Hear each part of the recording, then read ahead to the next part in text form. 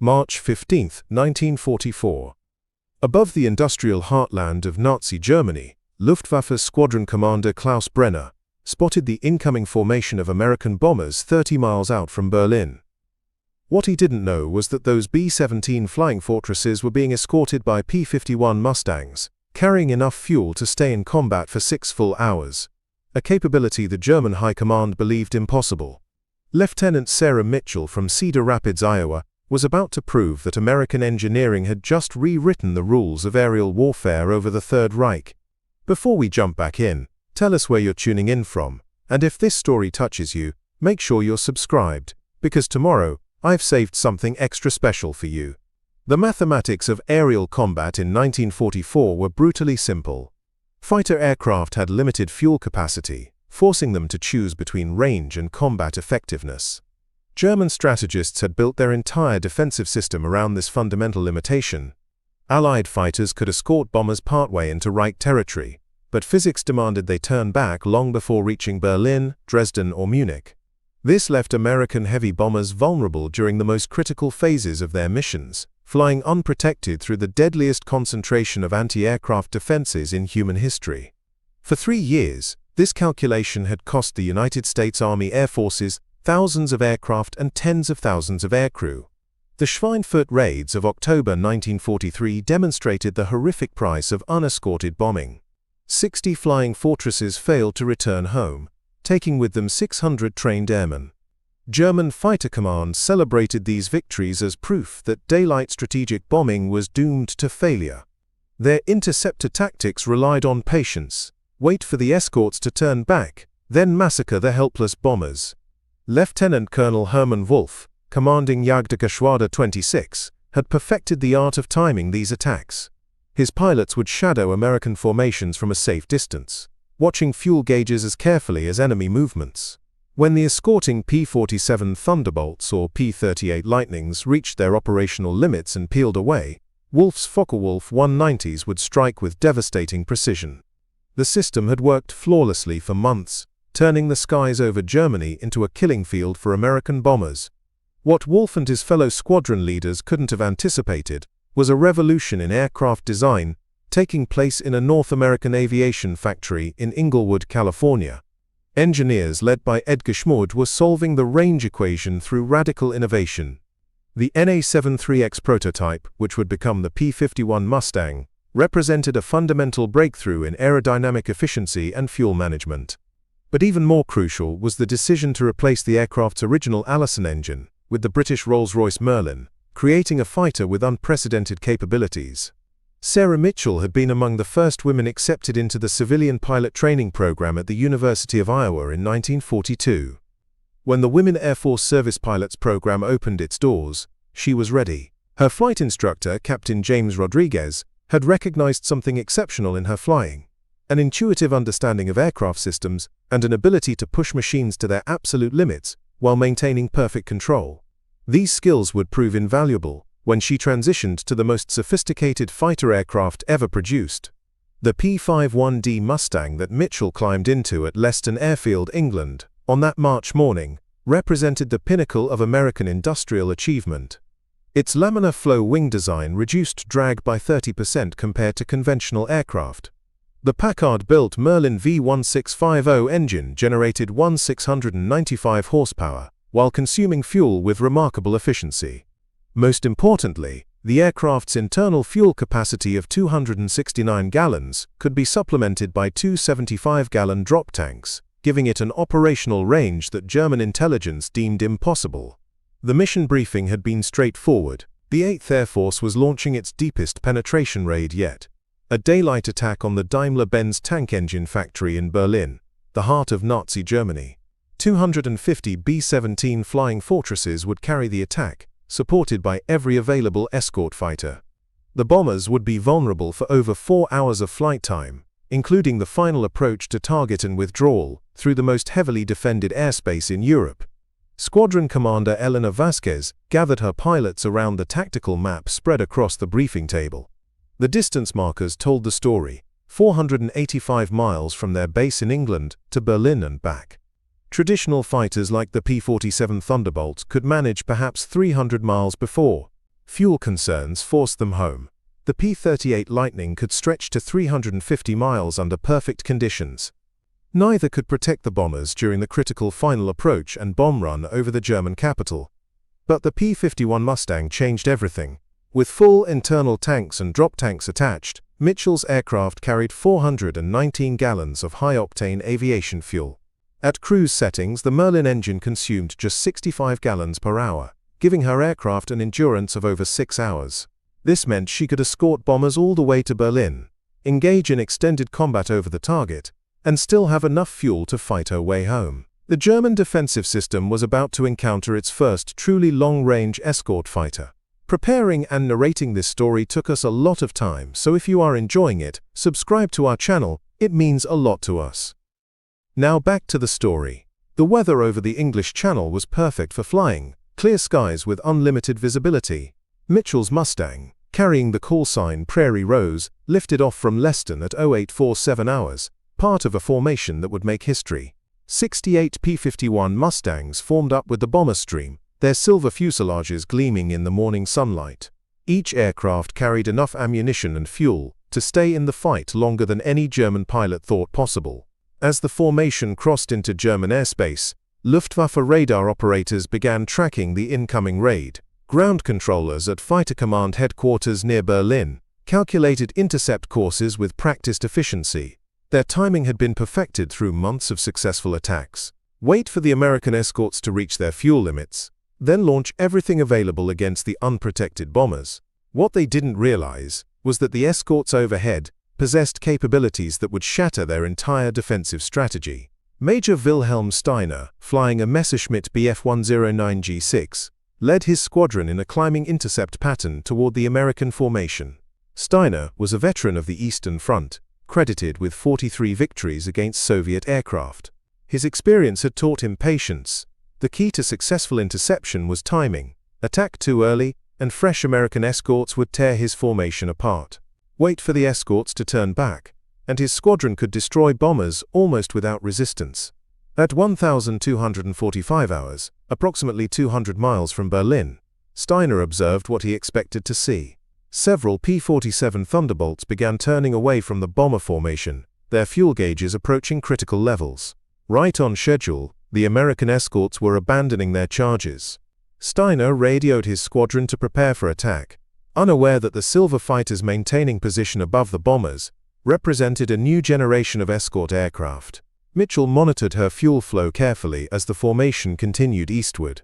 Her calculations showed 320 gallons remaining, enough for nearly 5 more hours of flight time. The drop tanks had been jettisoned over the channel after providing the extra range needed to reach deep into German territory. Now running on internal fuel alone, her Mustang still possessed endurance that exceeded any German fighter by a factor of 3. The tactical advantage was overwhelming, but only if American pilots understood how to exploit it. The first indication of German intentions came from radio intercepts. Allied intelligence officers had been monitoring Luftwaffe communications frequencies, and the pattern was unmistakable. German fighter squadrons were massing for a coordinated attack, timing their approach to coincide with what they believed would be the departure of American escorts. Squadron Commander Vasquez recognized the opportunity immediately. For the first time in the war, American fighters could stay and fight, instead of abandoning the bombers to their fate. At 1,310 hours, 50 miles from Berlin, the German attack began. Steiner led his squadron in a high-speed diving attack toward the B-17 formation, expecting to find unescorted bombers struggling through flak-filled skies. Instead, he found 68 P-51 Mustangs turning to meet his attack with full fuel tanks and fresh ammunition. The shock of seeing American escorts this deep in German territory disrupted the carefully planned intercept. German pilots who expected easy targets suddenly found themselves in the most intense air battle of their careers. Mitchell rolled her Mustang into a diving turn, intercepting a Focke-Wulf 190 that was lining up on a damaged B-17. Her 6.50 caliber machine guns fired a 2-second burst that sent the German fighter spinning toward the earth in flames. The engagement had begun at 25,000 feet altitude, and she still had enough fuel to fight for 4 more hours. The German pilot, if he had survived the encounter, would have found himself in a parachute, with no fuel concerns, but also no aircraft to continue the battle. The air battle over Brandenburg province lasted 47 minutes, an eternity in aerial combat terms. German fighters that would normally have had time for multiple attack runs found themselves pursued relentlessly by American escorts with seemingly unlimited endurance. Steiner's squadron, designed for quick strikes against undefended bombers, was systematically destroyed by P-51 pilots who could afford to engage in extended combat. The mathematical advantage of superior range translated directly into tactical dominance. As the bombers began their attack runs on the Daimler-Benz factory, Mitchell's fuel gauges showed 180 gallons remaining. In any previous escort mission, American fighters would have been forced to turn for home hours earlier. Instead, she maintained her protective position above the bombers, ready to engage any German interceptor that threatened the mission. The psychological impact on German pilots was devastating. For the first time in the war, American bombers attacked Berlin with full fighter protection throughout the entire mission. The bombing results exceeded all expectations. Without the constant threat of fighter attack, bombardiers could take careful aim at their targets. The Daimler-Benz factory suffered catastrophic damage, with production halted for 6 months. More importantly, from a strategic perspective, German Fighter Command had lost 38 aircraft, while shooting down only 7 American planes. The kill ratio had reversed dramatically, and German pilots knew their defensive advantage had been eliminated forever. Flight Lieutenant Monica Chen, Mitchell's wingwoman, had been tracking fuel consumption throughout the mission with scientific precision. Her calculations confirmed what German intelligence would later struggle to accept. The P-51 Mustang possessed enough range to escort bombers anywhere in the Reich and still return safely to base. The era of unescorted bombing raids was over, but so was the era of easy German victories against American heavy bombers. As the surviving German fighters limped back to their bases, ground controllers struggled to understand what had happened.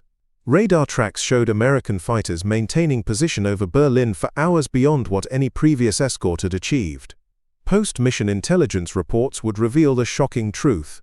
Allied fighters now possessed the range to dominate German airspace from the English Channel to the gates of Moscow. The strategic implications would revolutionize aerial warfare. The flight home provided time for reflection on what had been accomplished. Mitchell's Mustang still carried 90 gallons of fuel as they crossed the English Channel, enough for another hour of flight time. The mission had demonstrated that American industrial capacity had produced not just superior aircraft, but aircraft that fundamentally changed the nature of air combat. Range had always been the limiting factor in fighter operations. Now that limitation had been eliminated. German Fighter Command would spend the remainder of the war attempting to counter the P-51 threat. New tactics, improved aircraft, and desperate measures like ramming attacks all failed to restore the defensive advantage they had enjoyed for 3 years. The simple mathematics of fuel consumption had shifted decisively in favor of American forces, and no amount of tactical brilliance could overcome the fundamental disadvantage of flying shorter-range interceptors against escorts that could stay in combat for 6 hours. The debrief at Leston Airfield that evening would be remembered as a turning point in the strategic bombing campaign. For the first time, American heavy bombers had attacked the German capital with full fighter protection from takeoff to landing. The casualty rates spoke for themselves. 7 bombers lost versus 38 German fighters destroyed. The mission had proven that long-range escort fighters could revolutionize strategic bombing effectiveness while making German airspace untenable for defending forces. As Mitchell walked away from her P-51 Mustang that evening, she understood that aviation history had been made. The silver fighter that had carried her through 6 hours of combat represented more than superior engineering. It embodied the industrial might of American democracy at war. German pilots who had mocked Allied attempts at long-range escort would spend sleepless nights knowing that American fighters could now reach any target in the Reich. The strategic implications extended far beyond a single successful mission. German war production, previously protected by distance and limited fighter range, now lay exposed to sustained American attack. The P-51 Mustang had eliminated the last natural defense of the Third Reich, the vast distances that separated Allied bases from German industrial targets. What German pilots had never expected was about to become their daily nightmare. The aftermath of that March mission sent shockwaves through German high command that reverberated from Berlin to every Luftwaffe base across occupied Europe. General Adolf Galland, inspector of fighters, stared at the combat reports with growing disbelief. American fighters had maintained combat effectiveness over Berlin for nearly 6 hours, a capability that German aeronautical engineers had calculated as physically impossible. The fundamental assumptions underlying Reich air defense strategy had been shattered in a single afternoon, and the implications terrified even the most hardened military leaders. Within 48 hours, emergency conferences were convened at every level of German command structure. Field Marshal Erhard Milch, responsible for aircraft production, demanded immediate answers from his technical staff. How had American industry achieved what German science deemed impossible? The Focke-Wulf design team, led by Kurt Tank, began frantic calculations to determine if existing German fighters could be modified to match P-51 performance. Their conclusions were devastating. No modification could overcome the fundamental design advantages built into the Mustang's airframe and engine combination. Colonel Patricia Williams, intelligence officer for the 8th Air Force, recognized the strategic significance of what Mitchell and her squadron had accomplished. Her post-mission analysis revealed patterns that would reshape Allied bombing strategy for the remainder of the war. German fighter responses had become predictable, based on the assumption that American escorts possessed limited range. Now that assumption was obsolete, opening tactical possibilities that could accelerate the collapse of Reich air defenses. The psychological impact on German pilots proved as devastating as the tactical implications. Squadron leader Franz Müller, a veteran of the Battle of Britain, had survived 3 years of air combat through careful calculation of enemy capabilities. His survival depended on understanding the limitations of Allied aircraft and exploiting those weaknesses with precise timing. The appearance of long-range American escorts destroyed the mental framework that had kept him alive through hundreds of combat missions. Intelligence reports flooding into German fighter command painted an increasingly desperate picture. American P-51 formations were appearing over targets that had previously been considered beyond escort range. The aircraft factories at Regensburg, the ball-bearing plants at Schweinfurt, the synthetic fuel facilities at Leuna, all now lay within reach of sustained American fighter protection.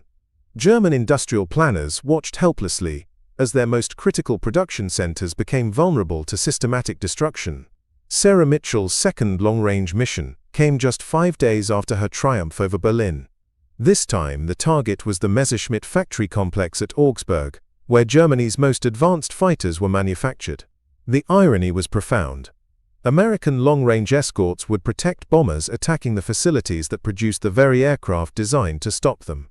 German test pilot Hanna Reich, observing from the ground, later described watching P-51s circling overhead for hours as American bombers methodically destroyed her nation's most sophisticated aircraft production line. The engineering breakthrough that made such missions possible had its roots in aerodynamic research conducted at the California Institute of Technology in the late 1930s.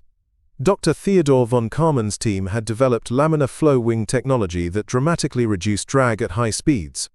When combined with the Merlin engine's exceptional fuel efficiency, this innovation created an aircraft capable of performance that seemed to violate the laws of physics, as understood by German engineers.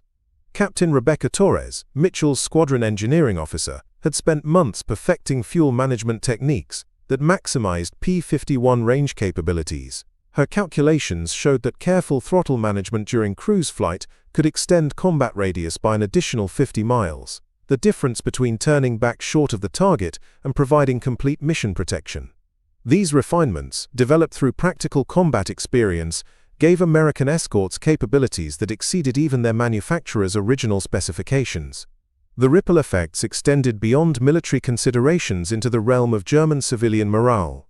Citizens who had felt relatively secure in cities like Munich, Stuttgart, and Nuremberg suddenly found themselves under attack by formations of American bombers escorted throughout their missions.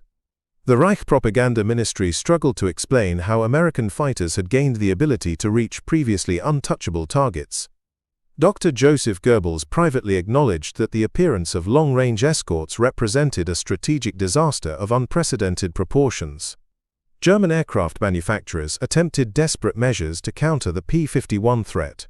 The Messerschmitt Me 262 jet fighter program received emergency priority funding, with engineers promising performance that could outmatch any propeller-driven aircraft. However, the jet engines required rare materials that were increasingly scarce as Allied bombing disrupted supply chains. Moreover, the Me-262's fuel consumption was so excessive that its combat endurance was measured in minutes rather than hours, making it unsuitable for sustained defensive operations. Lieutenant Commander Maria Gonzalez, leading the 357th Fighter Group's long-range escort missions, developed tactics specifically designed to exploit the P-51's endurance advantages. Her fighters would engage German interceptors in prolonged combat, forcing them to exhaust their fuel supplies, while American escorts remained fresh and ready for additional encounters. German pilots found themselves trapped in a war of attrition they could not win, facing opponents who could outlast them by factors of 2 or 3 to 1. The transformation in bomber crew morale was immediately apparent to squadron commanders throughout the 8th Air Force. Aircrew who had faced previous missions with grim fatalism now displayed confidence bordering on enthusiasm. They knew that American fighters would stay with them throughout the entire mission profile, from takeoff to landing. This psychological shift translated directly into improved bombing accuracy and mission effectiveness, as crews could focus on their targets instead of scanning the skies for enemy fighters.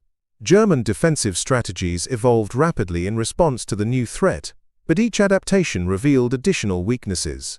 Luftwaffe controllers attempted to overwhelm American escorts through concentrated attacks using every available fighter.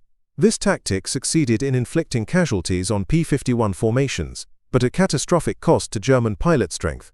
The mathematics remained inexorable. American escorts could afford prolonged combat while German interceptors faced strict fuel limitations that forced premature disengagement. The industrial implications rippled through every sector of the German war economy. Synthetic fuel production, previously protected by distance from Allied fighters, became a primary target for sustained bombing campaigns. The Leuna chemical complex, which produced 25% of Reich aviation gasoline, suffered repeated attacks by bombers escorted throughout their missions by P-51 Mustangs, carrying full fuel loads. Each successful raid reduced German fighter capabilities while strengthening American air superiority. Captain Elizabeth Anderson, a former civilian flight instructor from Kansas, found herself leading P-51 formations deeper into German territory than any American fighter had previously penetrated. Her aircraft carried experimental long-range navigation equipment that enabled precise course plotting during extended missions. These technical improvements, combined with the Mustang's inherent capabilities, opened the possibility of escort missions reaching targets in Czechoslovakia and Poland. The strategic bombing campaign against German oil facilities accelerated dramatically once long-range escort became available. The Ploesti refineries in Romania, which supplied 40% of Reich petroleum needs, came under sustained attack by American heavy bombers, protected throughout their missions. German Fighter Command attempted to defend these critical targets, but lacked aircraft with sufficient range and endurance to maintain effective interception capabilities over such distances. German pilot training programs faced a crisis of confidence, as experienced instructors struggled to develop tactics for countering American long-range escorts. Traditional fighter doctrine emphasized quick strikes against undefended bombers, but that approach became obsolete when escorts could maintain protective coverage throughout entire missions. New pilots graduated without the skills necessary to survive prolonged combat against numerically superior opponents flying technically superior aircraft. The psychological warfare aspects of long-range escort missions proved as important as their tactical effectiveness. German civilians observed American fighter formations circling overhead for hours during bombing raids, a visible demonstration of Allied air supremacy that undermined confidence in Reich defensive capabilities. Propaganda Minister Joseph Goebbels attempted to counter these impressions through radio broadcasts, claiming that new German weapons would soon restore air superiority, but his words carried little conviction among audiences who witnessed daily evidence of American dominance. Allied intelligence services monitored German communications frequencies to assess the impact of long-range escort operations on enemy morale and capabilities.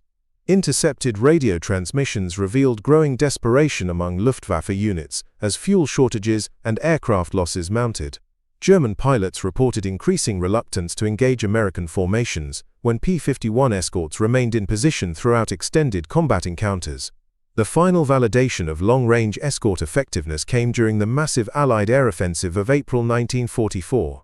Operation Point Blank targeted every major German aircraft production facility simultaneously. with P-51 Mustangs providing complete fighter protection for over 800 heavy bombers. The raid succeeded beyond all expectations, destroying production capacity that would have required months to restore. German Fighter Command lost 130 aircraft, while shooting down fewer than 20 American planes. Sarah Mitchell's personal tally reached 7 confirmed victories by war's end, but her greatest contribution lay in demonstrating that American industrial capability had fundamentally altered the strategic balance of aerial warfare. The P-51 Mustang represented more than technological advancement. It embodied democratic determination to develop whatever weapons were necessary to defeat fascism. Every successful long-range escort mission proved that free societies possessed advantages that totalitarian regimes could never match. The legacy of those pioneering long-range missions extended far beyond World War II into the jet age and space exploration era. The engineering principles that enabled P-51 range capabilities influenced every subsequent American fighter design, while the tactical lessons learned over German airspace shaped doctrine for decades. Female pilots like Mitchell, Torres, Gonzalez, Anderson, and Williams had proven that gender posed no barrier to excellence in aerial combat, opening opportunities that would eventually lead to women flying combat missions in every subsequent American conflict. As peace returned to European skies, the revolutionary impact of long-range escort fighters became clear through statistical analysis.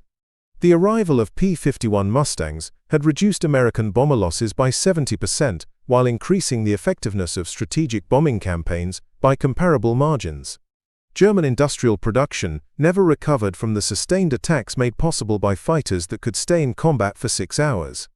What German pilots had never expected, American escorts with unlimited endurance, had become the weapon that broke the back of Reich air defenses and hastened the end of the war in Europe. The war's end brought unexpected challenges for the women who had revolutionized aerial warfare.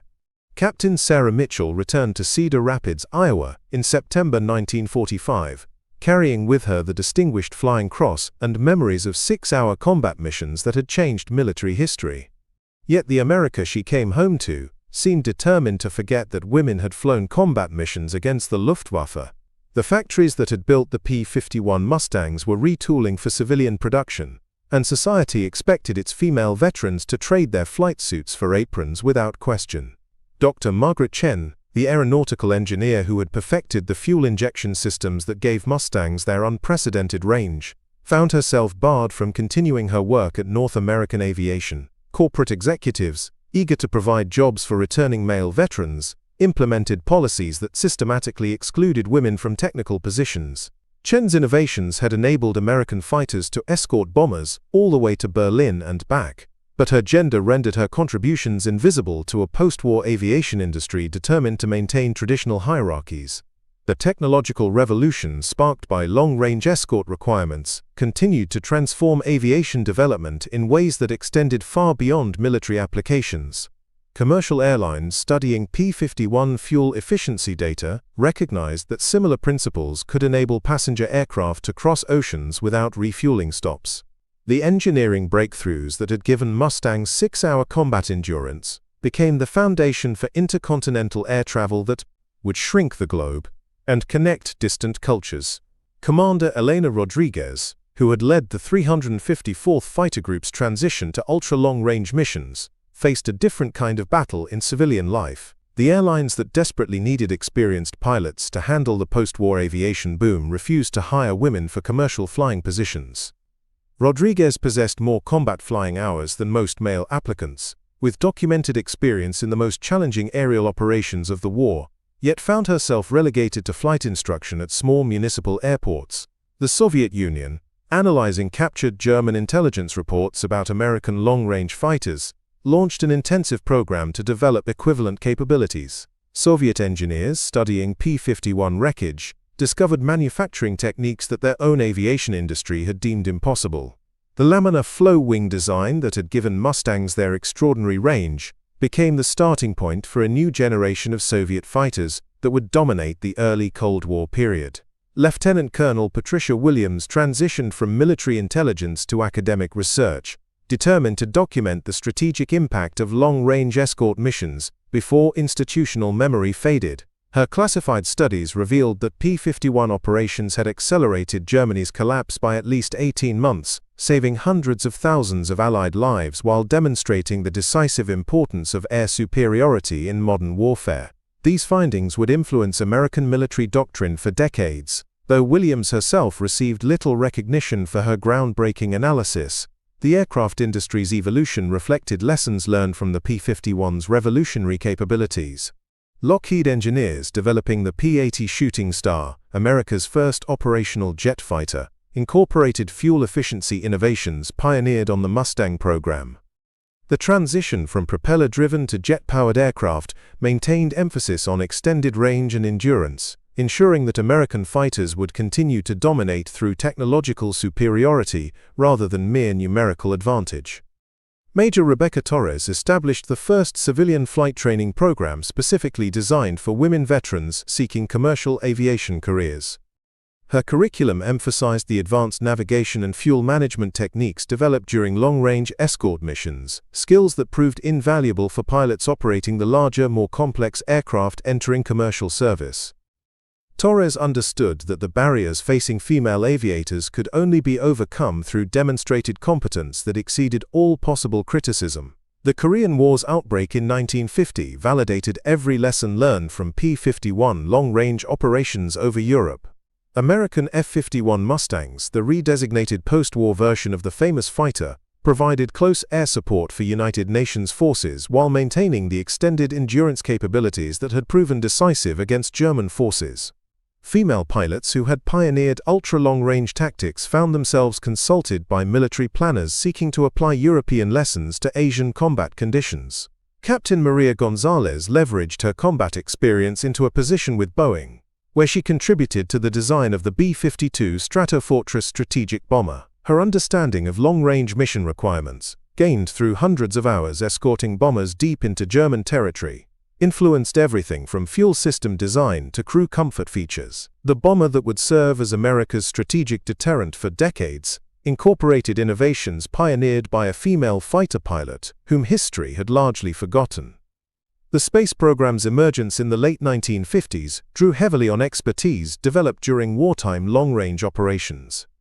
Engineers who had solved the challenges of keeping P-51s airborne for 6 hours over enemy territory applied similar principles to spacecraft that would need to operate for days or weeks in the vacuum of space. The fuel efficiency calculations that had enabled Mustangs to reach Berlin became the foundation for orbital mechanics that would carry humans to the moon. Sarah Mitchell's post-war career exemplified the frustrations facing women who had proven themselves in combat but found civilian opportunities limited by social prejudice. She established a small charter flying service in Iowa, using a war-surplus P-51 to provide transportation for business executives who needed to reach destinations not served by major airlines. Her company's success demonstrated that the precision and reliability she had developed over German airspace translated perfectly to civilian aviation requirements. The Central Intelligence Agency's formation in 1947 recognized the strategic importance of aerial reconnaissance, drawing on expertise developed during wartime long-range missions. Several female veterans of ultra-long-range operations found new careers analyzing aerial photographs and developing intelligence-gathering techniques. Their understanding of what could be observed from aircraft flying extended missions at various altitudes proved invaluable for Cold War intelligence operations. Commercial aviation's explosive growth during the 1950s created opportunities for women pilots who possessed the advanced skills developed during wartime service. Airlines operating transcontinental routes needed pilots capable of managing fuel consumption over extended distances, exactly the expertise that former P-51 pilots had developed during 6-hour combat missions. Gradually, prejudice gave way to practical necessity, as the aviation industry recognized the value of experienced female aviators. The military's integration following President Truman's 1948 executive order opened new opportunities for women who had proven themselves in combat roles. Several veterans of long-range escort missions became the first female instructors at military flight schools, teaching the next generation of pilots the advanced techniques they had pioneered over European battlefields. Their combat experience provided credibility that overcame traditional resistance to female military instructors. International aviation development reflected the global impact of American long-range fighter innovations. European manufacturers studying P-51 design principles developed their own extended-range aircraft, while emerging nations sought to acquire the technological capabilities that had proven so decisive during World War II. The engineering breakthroughs pioneered by American women flying combat missions influenced aircraft development worldwide. The test pilot program at Edwards Air Force Base recruited several veterans of wartime long-range operations, recognizing that their experience with extended high-performance flight provided ideal preparation for experimental aircraft evaluation. Women who had pushed P-51s to their absolute limits over German airspace possessed exactly the skills needed to evaluate new aircraft designs safely and effectively. Their contributions to jet age development remained largely classified, but proved essential to American aviation advancement. NASA's establishment in 1958 created opportunities for aviators with experience in extreme flight conditions. Several female veterans of long-range escort missions found new careers in the space program, applying their understanding of extended-duration flight operations to spacecraft development. The same skills that had enabled 6-hour combat missions over enemy territory proved relevant to orbital operations lasting weeks or months. The aviation industry's maturation during the 1960s finally began providing recognition for women who had pioneered long-range flight operations. Sarah Mitchell received the Harmon Trophy for her contributions to aviation development, while Eleanor Rodriguez was inducted into the National Aviation Hall of Fame. These honors, coming decades after their wartime achievements, acknowledged that their innovations had fundamentally transformed both military and civilian aviation. Educational institutions began incorporating the history of women's wartime aviation contributions into their curricula, ensuring that future generations would understand how female pilots had helped win World War II while advancing the science of flight. Universities established scholarship programs honoring women who had flown combat missions, supporting the next generation of female aviators and aerospace engineers. The legacy of long-range escort missions extended beyond aviation into broader questions of women's capabilities in traditionally male professions. The documented success of female pilots flying 6-hour combat missions over enemy territory provided irrefutable evidence that gender posed no barrier to excellence in the most demanding technical fields. This precedent influenced civil rights legislation and employment practices throughout American society. Modern fighter aircraft development continues to reflect principles pioneered during wartime long-range operations. The F-22 Raptor and F-35 Lightning II incorporate fuel efficiency innovations that trace their origins to P-51 design breakthroughs achieved 75 years earlier. Contemporary military pilots flying global missions operate under doctrines developed by women who first demonstrated that American fighters could dominate enemy airspace through superior endurance and technological capability. The story of women who flew 6-hour combat missions over Nazi Germany represents more than military history.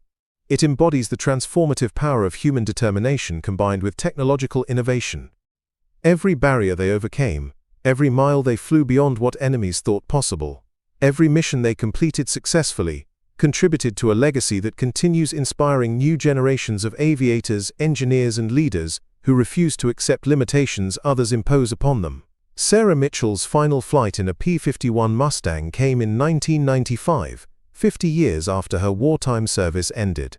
At age 73, she climbed into the cockpit of a restored fighter and flew one last time over the Iowa countryside where her journey had begun. The aircraft that had once carried her through 6 hours of combat over Berlin responded to her touch as if no time had passed. As she landed and shut down the Merlin engine for the final time, Mitchell reflected on how a group of determined women had changed not just aviation history, but the very definition of what human beings could achieve when they refused to accept that any dream was impossible. Up next, you've got 2 more standout stories right on your screen. If this one hit the mark, you won't want to pass these up. Just click and check them out. And don't forget to subscribe and turn on the notification bell so you don't miss any upload from us.